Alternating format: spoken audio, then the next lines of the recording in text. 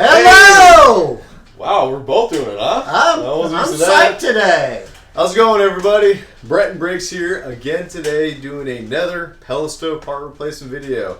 Again, we're back at it with the Vogelzang, and we're going to be tackling the convection fan. What else? Well, two things. Welcome to the channel. Yep, we're going to be replacing the convection room air fan, the one that blows the hot air out into your house. Let's go! Let's do it. Okay, friends, as always, unplug your stove. Do what? Hard to do it. Briggs, don't mess with me, man. Hey, it's really important to unplug this stove prior to doing any work on your pellet stove. And if you feel uncomfortable and you don't really want to get in and do the work, call your local service provider. Let's go to the next step. Let's go! Okay, friends, these are the tools and the things you'll need in order to remove the convection room air fan. Take a moment. Here we go again. We're almost at 100. Hit the subscribe button. Help Briggs and I keep building the channel. Okay, let's go. So here's an impact. You can use this. This is probably going to be the key. And there's an extension that goes on to the impact, and then a Phillips adapter. If you don't have these, you will need a very long Phillips regular screwdriver. And here are some snips that we're going to use to clip off some of the zip ties from the wire harness. And then most likely you will need some high heat silicone. So let's go to the next step. Let's do it. Let's do it right. Let's go.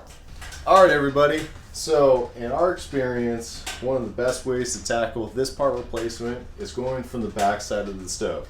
Ahead of time, we already removed this back panel, and basically it is held just about as so, with a bunch of Phillips screws all around. Okay, oh, there we go. That's a lot better. That's a lot better. I wasn't looking. They get the point. Basically, you're going to have a lot of the Phillips screws around here. You take that off, you set the panel off to the side, and then you'll have full access to the back. And here's the convection fan. This is what we're going to be tackling about. Dad, you got a few other tips for them about this exhaust pipe. What would you have to say about that? Well, I'll tell you, the way that they engineered this, I don't know who was drinking the Kool-Aid, but good golly, this is the motor we're going to take out. This is the convection room air fan.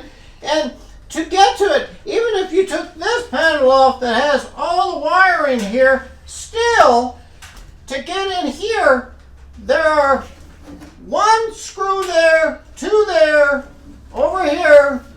Hopefully you can see it. There's 3 and then 4 screws. And so, to me, the easiest way is to actually disconnect the pipe, bring the stove out, and then do the operation or the repair on it. Briggs is going to show it, but it's there. And then we're going to show you some other things in another video where the igniter is, how to get to that. The exhaust fan is pretty much easy peasy, and this is the vacuum switch, which will tell you some things on that too. But show us in the comments if you have any questions. So now Briggs is going to do the repair, and I'll calm down. All right. Thank you. All right, let's get to work. So first off, we're going to focus on the wire harness right here. We're going to free the wires we need. Can you see it? Yeah. So we're going to free the wires we need in here that are connected to the fan. So this right here, this zip tie, we're going to clip this part. Now, folks, when you're cutting zip ties, always make sure you only cut the zip ties and you don't nick any of the wires. If you start having exposed wires, it's not going to be a good time. Over here, this fan will have 2 wires. This one has a black and a white one. Your fan wires might differentiate in color, so just a heads up. But either way, you want to find the 2 wires that connect to the fan, and they're going to be connected right here on the wire harness.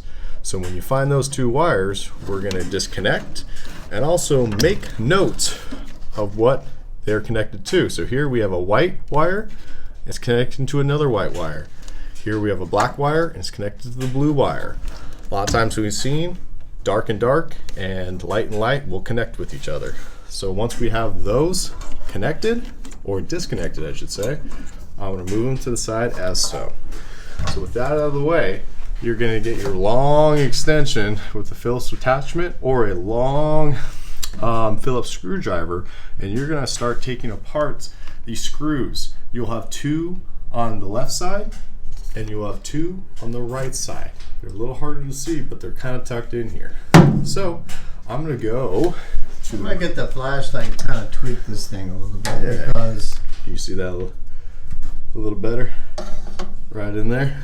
Yeah. All right. So 2 on the right. So just with a little patience, screw it right there. We're going to take that out, take it to the side. There's real no rush here, folks. We're just going to do one by one and put it to the side. The right side is done. We're going to go over to the left here. Watch out for this wire harness. Go over here. Remove that screw. Bring it out. Put it to the side.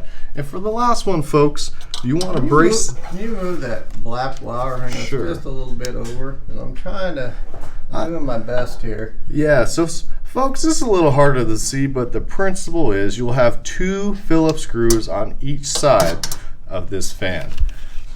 So right up here for the last one, I'm going to hold the fan with my other hand so when I unscrew the last screw, it doesn't just fall straight down. And that's okay if we drop the screw, because we will pick that up later. I'm going to drop my tool with my other hand. I'm going to gently take out this fan as so.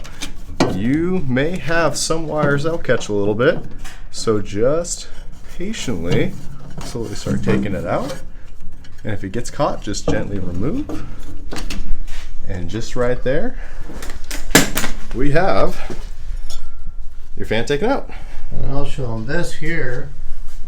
There's the gasket and the hole, and you can see on the right, the black spots, 1, 2, 3, 4 screws.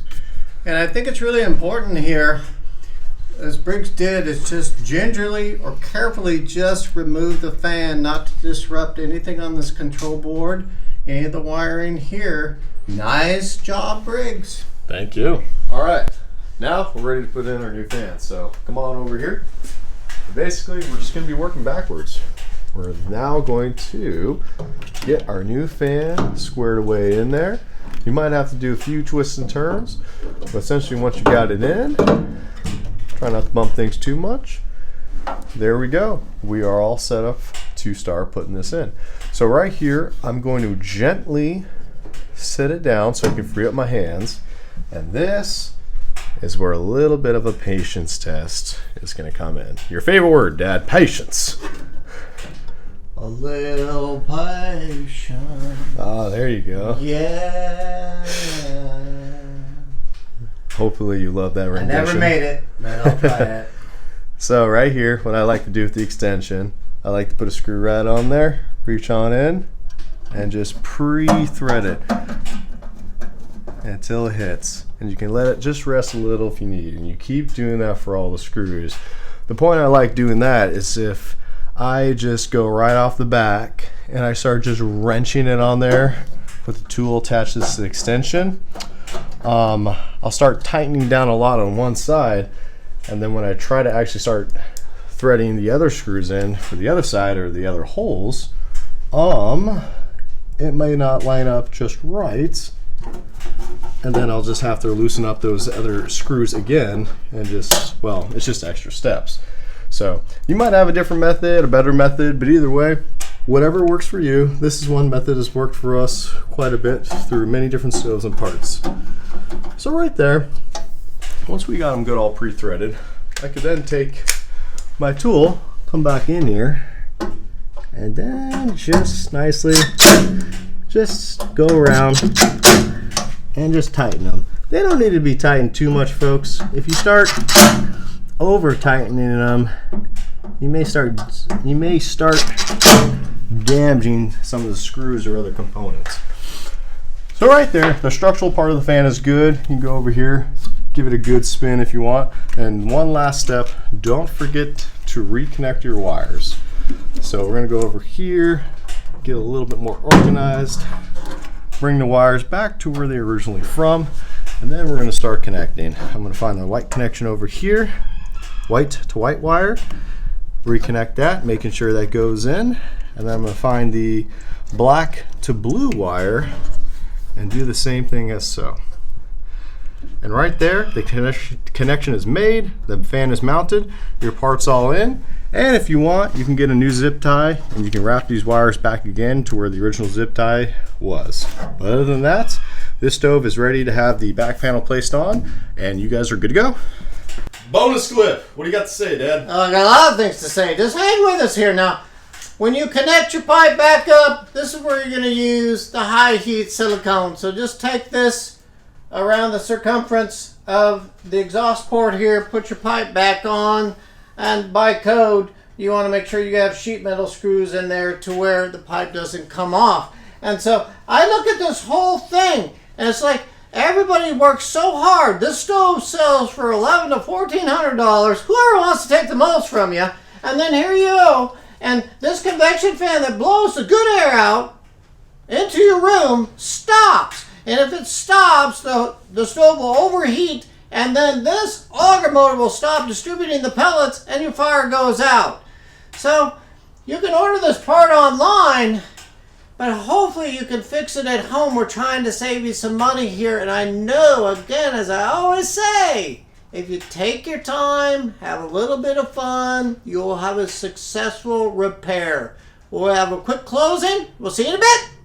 Speaking of saving money, don't we have a code to help save people money? Oh, good golly, yes, I almost forgot about that. So if you can get online, if you wish, go to we'll have a clip below, but at pelletshead.com, if you get in there and you get the part, if they have it at checkout, Miles, which is on our shirts here, is MILES 123, and they'll take 10% off. Every little bit helps during these trying times. So we'll see you in a little bit. And that's it, everybody. You guys have a new convection fan in your stove, and hopefully you learned a thing or two in your whole pellet stove journey. What else you got to say, Dad? Well, we thank all of you for tuning in today, and I tell you, sometimes you get frustrated as heck. Sometimes you look at this thing, you're thinking, my gosh, this is a cracker box, and it's very frustrating. When you need the heat, you can get the part, you're figuring out how in the heck do you put it in. Briggs and I are trying to smooth the process to where you at home can do it on your own to save you and your family and friends money down the line. We thank you for viewing in today, and we'll see you on the next video. Thanks, guys.